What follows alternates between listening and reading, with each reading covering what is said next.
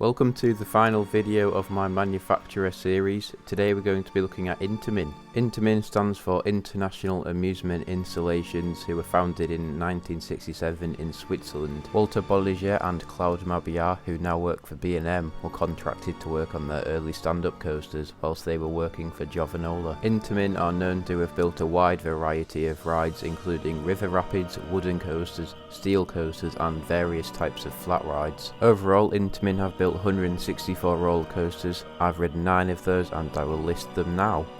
My least favourite Intamin at number 9 is RC Racer at Walt Disney Studios in Paris. This is the Intamin Surf Rider model and there's not that many of these, but there are a couple of clones at other Disney parks. From watching videos of this, you would expect it to deliver some good airtime at the top of each spike, but in reality it's not that great. Maybe at the highest point you get a bit of airtime, but the ride is generally quite boring. It doesn't really do anything apart from go up and down. For being a Disney park, you would expect it to have some good theming. The theming's not bad, but it's just not great either. A lot of the queue is just a giant castle pen and it seems to have bad operations as well. Number 8 is Rita at Alton Towers, and this is a Intamin launch coaster. The ride overall is very short and it is quite rough. The restraints aren't too great, but they do give you a little bit of space and you can even get some airtime on the hills.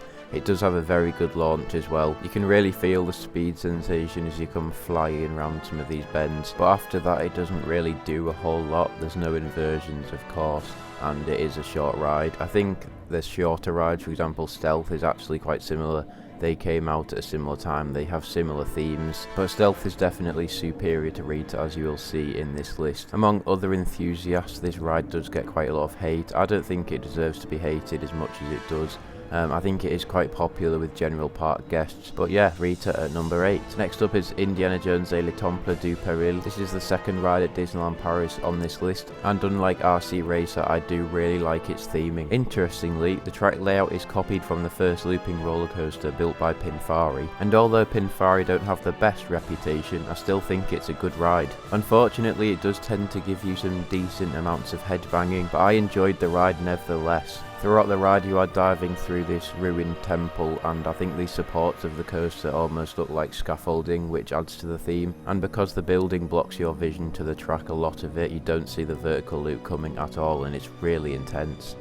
Number 6 is Colossus at Thorpe Park, and again this is a rough ride, but I don't think it's that bad. I enjoyed it more than Saw, which might be an unpopular opinion. I think one of the worst things about this is the trains. If it got its trains updated, it would become a much better ride, but it does have 10 inversions and it is a very long layout. I also love the way that the ride interacts with the path as it dives under and above the paths, and it's really interactive. But my favourite parts of the ride are the airtime hill and the 4 back-to-back barrel rolls towards the end. I think both of those elements are also quite smooth, and these barrel rolls give you so much hang time, which I love. Well, that ride was a bit timid. At least it's time now to get off. Apparently, little jolt there. Okay, let's get up. Ah! Oh! Oh! Ah! Number 5 is 13 at Alton Towers, and I do think this ride has some brilliant theming in the queue line. I don't think it's spoken about enough, but similar to Rita, this is one of the more unpopular rides at Alton Towers. The ride layout itself is just a typical family coaster, but I do think it has a really good drop. You can get some good airtime on that, and it's floater airtime, so you do get that weird feeling in your stomach, and some people prefer this to ejector airtime, and I can see why. Its location in the forest is really nice, and you go over some fun airtime hills, which I don't think are bad at all, and then of course you do the drop track, which is really fun. You get some good airtime on that, and I think it's a decent ride. Number 4 may seem like a shock to you, and it is Harry Potter and the Escape from Gringotts at Universal Studios. I see it more as a dark ride than a roller coaster, and I'm sure a lot of people will agree with me, but it is a roller coaster built by Intamin, and therefore it makes this list. The roller coaster section of it isn't that long, but there is this really cool tilt track which tilts you down and then releases you. It does feel a bit like a dive coaster, but of course the drop is not at a vertical angle. The queue line is extraordinary. I remember there being some kind of pre-show at some parts, but the ride itself does have lots of screens which are actually really good. They interact with the ride well, As a dark ride, this is definitely a world-class attraction, but as a roller coaster, it does lack a bit of thrill. Either way, it is a roller coaster built by Intamin, so it makes this list. Just like some other videos in this series, we are breaking into a very good top 3 with Stealth at Thorpe Park. I spoke about this briefly whilst discussing Rita, and this is definitely better. You slate Rita too much. Although Stealth is short, the launch packs are a very good punch, and so does the top hat. They're both very thrilling. Stealth gives you so much adrenaline in such a short space of time, and the top hat does surprisingly give good airtime, as does the drop on the way down, and you can even get airtime on the brake run. Stealth is a very popular ride, and it's not hard to see why. My second favourite roller coaster built by Intamin is Goliath at Wallaby Holland.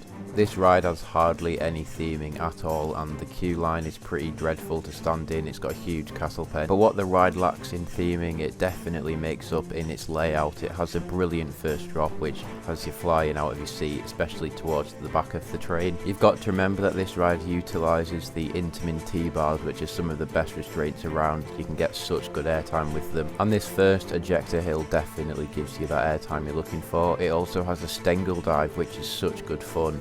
You get flung out of your seat, and it is a mix between hang time and air time. I can't really describe it. But for the middle section of the layout, you are just doing some repetitive and drawn out twisted airtime hills followed by helixes, and neither are that good. The helixes aren't particularly intense, and the airtime hills don't give you a particularly great airtime. For having such a great start to the ride, this part does let it down, but it is very smooth throughout. It's completely smooth, and it does finish with these 3 back-to-back bunny hills, which are really good fun.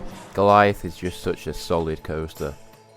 But number 1 is Cheetah Hunt at Busch Gardens Tampa. The ride sets off from what used to be the station for the Sky Ride with a 30mph launch, which is actually really fun. You then go into this trench, which actually has some quite nice theming, just like the rest of this ride. And then there is a 60mph launch, which is really good fun.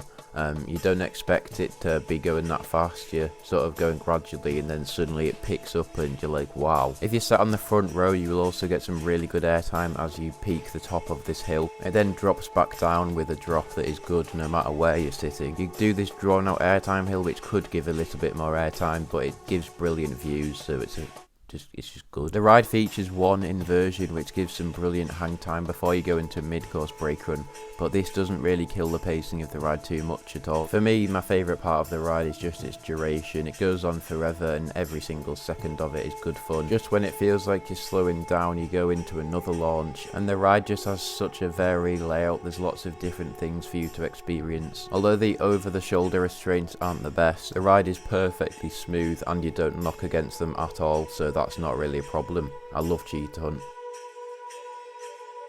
So that is the end of this video and the end of this series. I hope you have all enjoyed following the series, or even just this video if this is the first one you've watched.